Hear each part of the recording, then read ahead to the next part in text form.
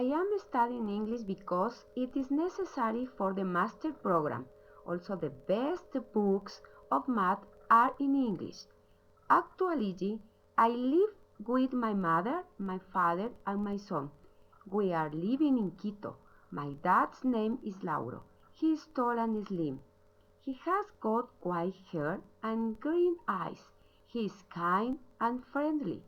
My father works in the house. He is the best man in the world. My mother's name is Ibelia. She is very intelligent. She has got short hair and brown eyes. She likes to cook in home and stay there. She is a very nice person. My son's name is Esteban. He has 23 years old. He is tall. Esteban don't work because he is a student. He is very fun. He loves romantic music. He likes CrossFit. My best friend works with me in the Catholic University. She helps me in everything. We are always together. I like the restaurant La Fortuna. The food is Chinese. The chaulafan is my favorite food.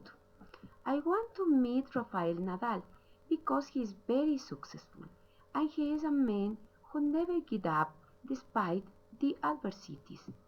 The people could run on the mountain, climb, biking, take photos and enjoy the nature. And I love climb the mountain and take amazing photos. The weather might affect people's activities just if it is rain because the people don't like go out their home if rainy because they can't work and they can't do outdoor sports either. In my hometown the weather is hot with temperatures about 25 degrees Celsius and also cloudy with temperatures about 10 degrees Celsius and also it's rainy. All the weather in the same day. In Quito the weather is cloudy and hot. Quito haven't seasons. When it's raining it has humidity. In Vancouver the weather is very different.